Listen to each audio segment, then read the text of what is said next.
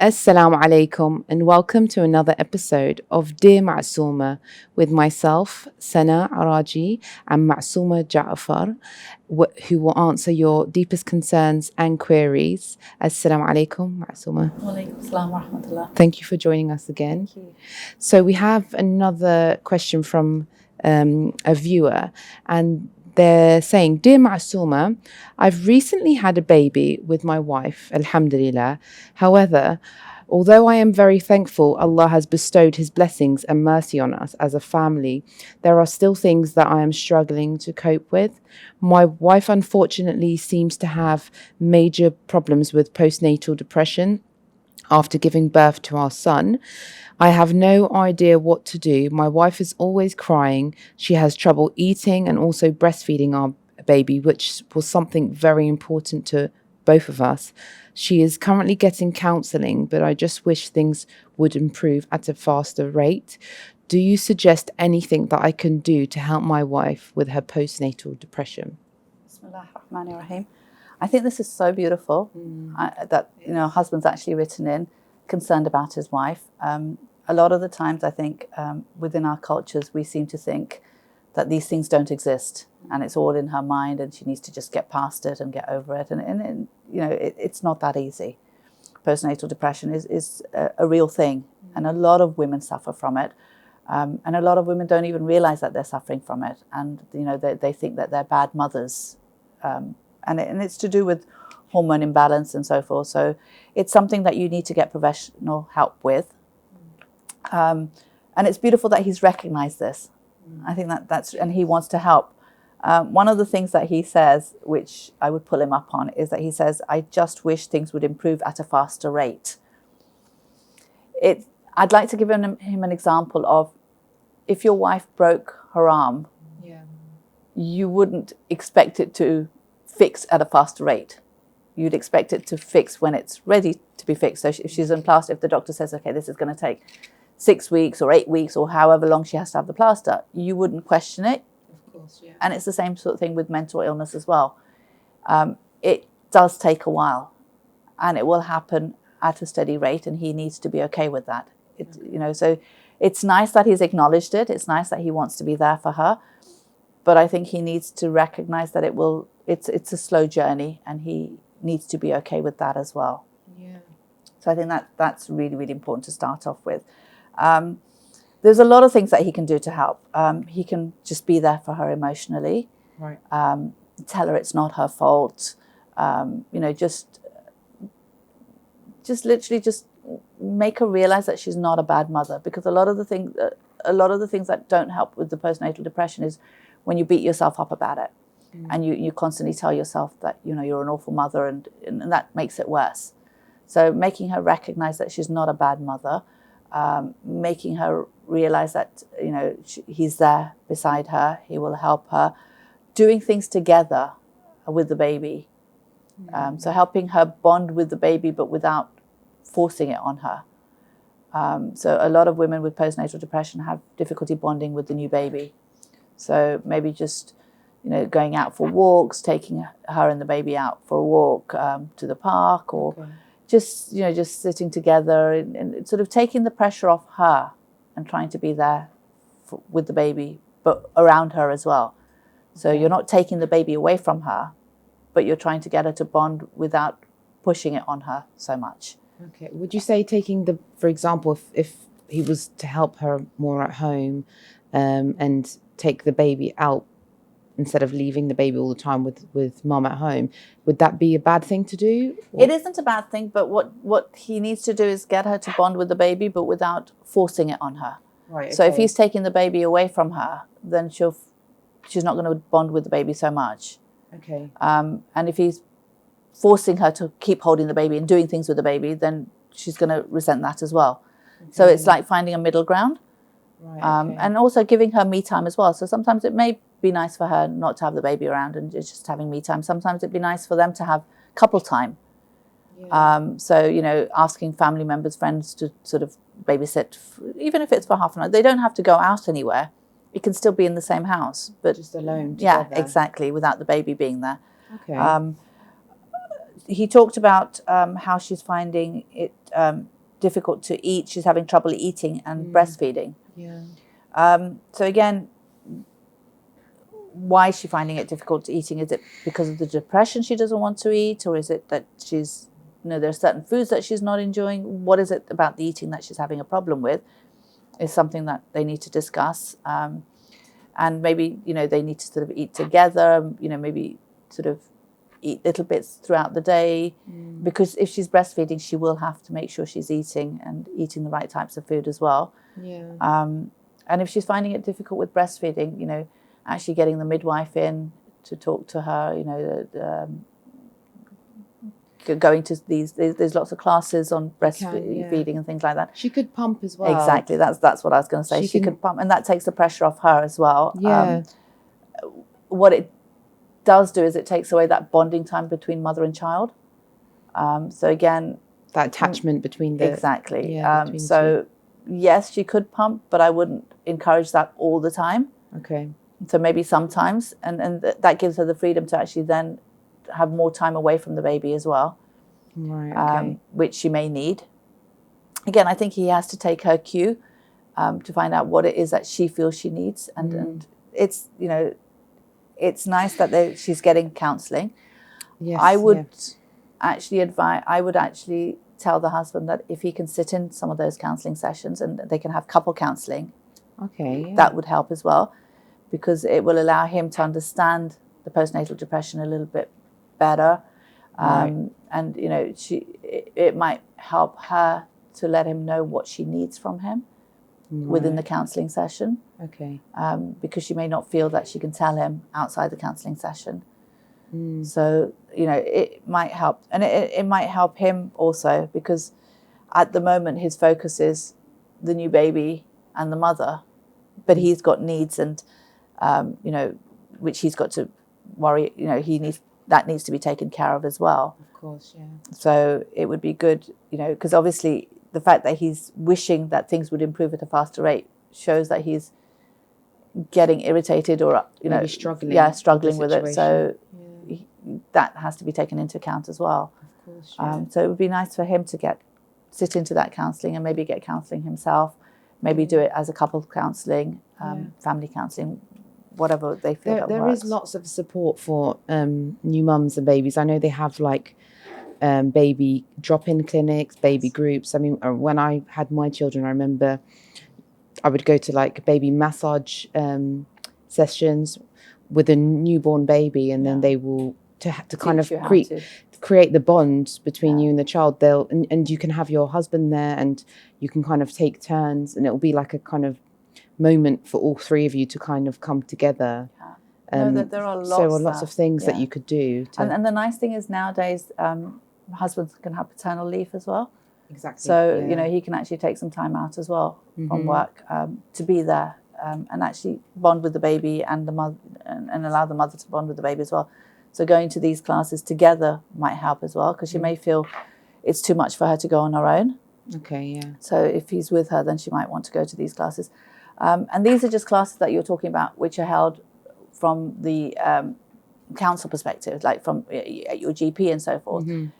But there are people within the community that run different classes as well, or you know, informal things. So like mothers will get together and have a coffee morning. I know my daughter's just had a child, and she was talking about how they have lots of different groups. So like they have a babble and chat group. Where mothers get together and you know, the children babble and the parents chat, and you know, and they sort of get on, and what this does is it allows you to talk to other mothers who may be feeling the same way. That helps a lot, yes, doesn't it? So it makes you realize that you're not alone, and you're not weird, or you know, there's something different about you. It's a lot of mothers feel this way, and it's okay to feel this way, and you know what helps and what doesn't help. You know. Sharing good practices and things like that. It is really nice. And also I think it allows the kids to be with kids as they grow older as well. They can, you know, make bonds with other kids within the same community, same faith and so forth. No, it's wonderful. It's because it is very overwhelming when you have your first child. So like you said, you can feel like, oh my God, am I doing everything wrong? And the hormones and everything. So a lot, like you said, a lot of mothers do have had these problems. Yeah. And it's you know, in a way you're made to believe that you'll just know what to do when you become a mother. But that's not how it works. There's no how to be a perfect parent guidebook. It doesn't work like that. I don't think there is any such thing as a perfect parent anyway. Exactly. You're going to make your mistakes, and that's fine as long as you learn from them. So I think it's important to talk to other mothers, to be around other mothers, to take advantage of the classes that are available. And a lot of these classes are free as well. So, you know, if you've got a financial, you know, that wouldn't come into it. So, but because it's the husband that's written in, I would advise him to continue doing what he's doing. I think it's amazing that he's, you know, not only recognized but acknowledged the fact that his wife is going through this postnatal depression. Okay. Keep talking to her, telling her that, you know, she's okay and she's doing an amazing job. It's just reassuring her that she's an amazing mother. Try to do things together as a family, with, you know, him and his wife and their son. Just normal things. Okay. Just going out for walks, going shopping, you know, normal day-to-day things. Going, excuse me, going to these classes together. If you could, you know, if you can join them, that would be great. Even if they don't go to the classes, again, massaging the baby at home together. You can find things on YouTube now, so there's so many things that you can do. You know, a lot of these things are very natural as well. So it's, you know, just being there, just, you know, playing with the baby and spending time with the baby and the mother at the same time. Yeah, it's nice. And also maybe trying to take some time out as a couple as well. So arranging someone to babysit the baby while they have some time on their own as a couple. Maybe taking on some of the feeds at night, because again, you know, depression seems much worse when you're overtired.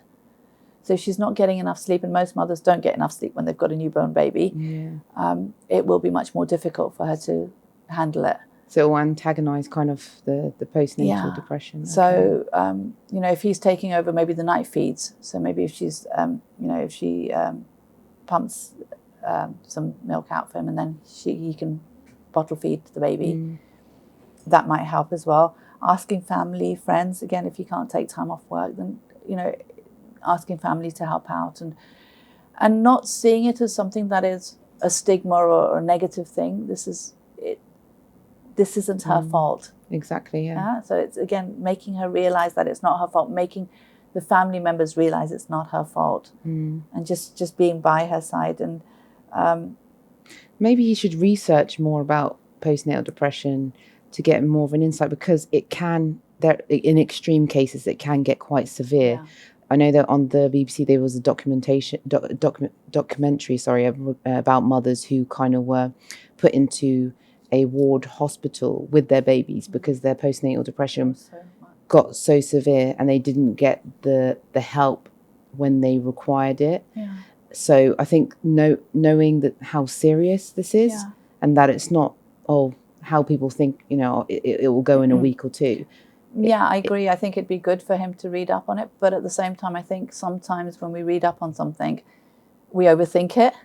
Yeah. And that's dangerous as well. So, and that's why I suggested that, you know, if she's getting counselling, maybe sit in that counselling, talk to the counsellor, because they'll give him more of an insight on her specific postnatal depression, because it's very different for different people. Yes, yeah. And how he can support her in that. Okay. So that would help as well.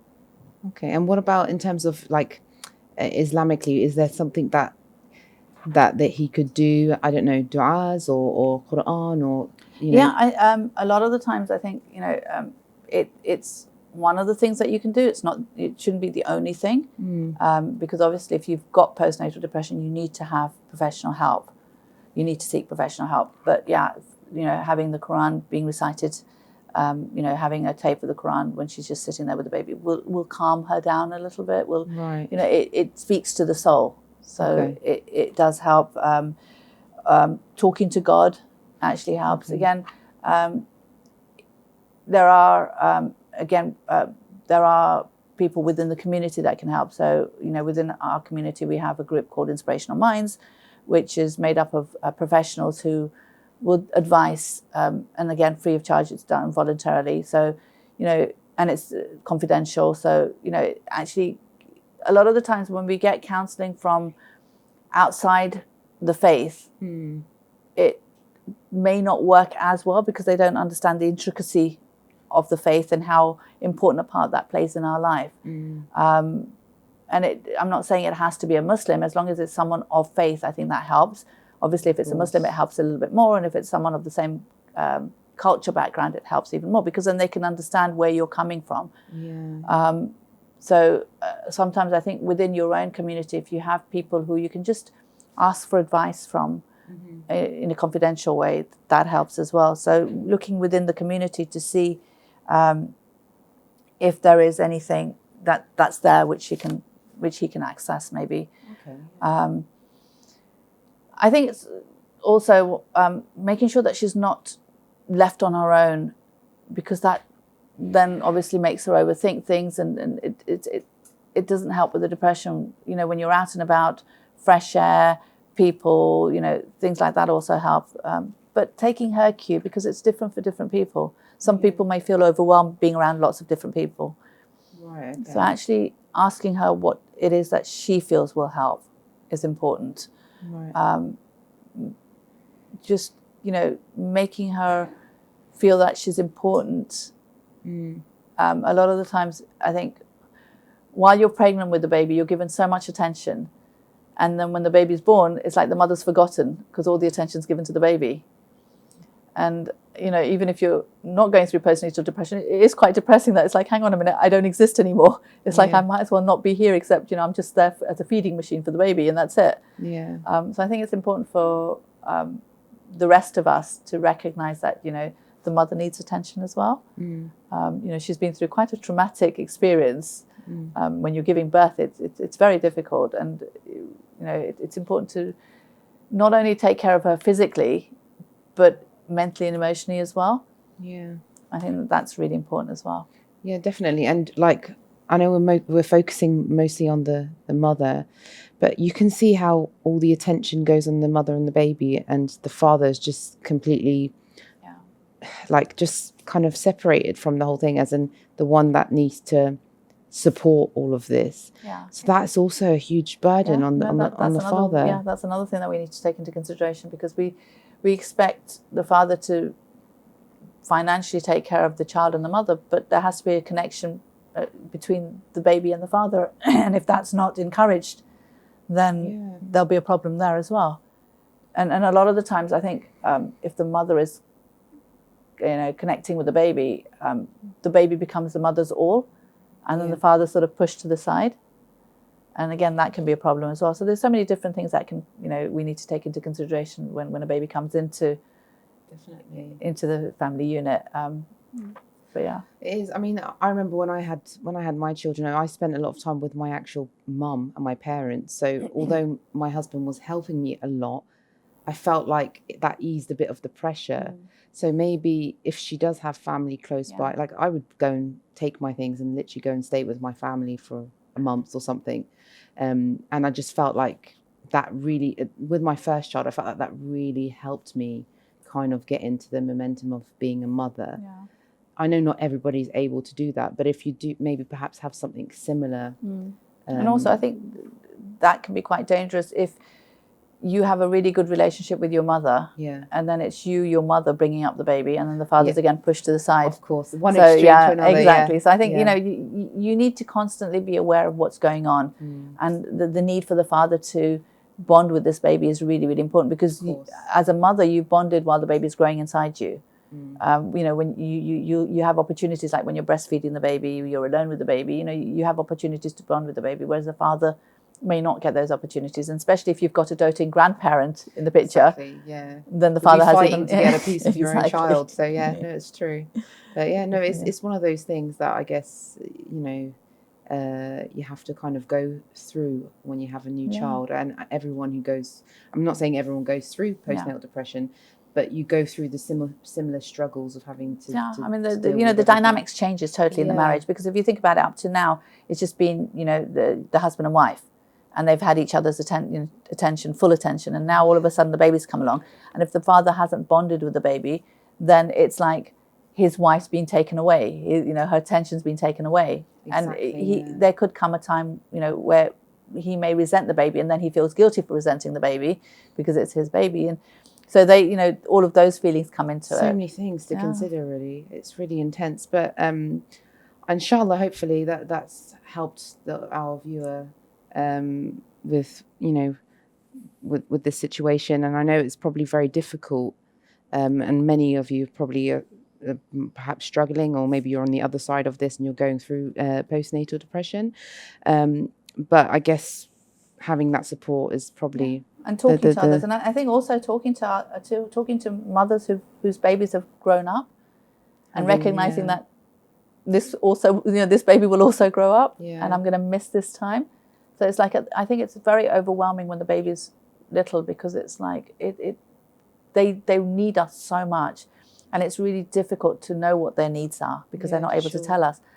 But when you're reminded that this baby will grow up and eventually become independent, then you learn to appreciate them being so dependent on you. Yeah, definitely. Until they grow, and then they don't need you as much, and then you want them to be babies again. Exactly.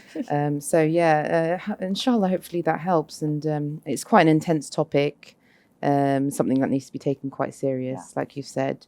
And inshallah, we'll keep you in our prayers. Anyone who is going through this or having to watch their spouse go through this struggle, inshallah, Allah helps you through this difficult time. Thank you so much, Masuma, for answering this. And please, again, do keep sending in your queries, your concerns, any worries, whatever they may be. And I will try and put them forward to Masuma, and she will try her best to answer it to the best of her ability, inshallah. And thank you again for joining us for another episode of Dear Masuma. Inshallah, we will see you next time. Assalamu alaikum wa rahmatullahi wa barakatuh.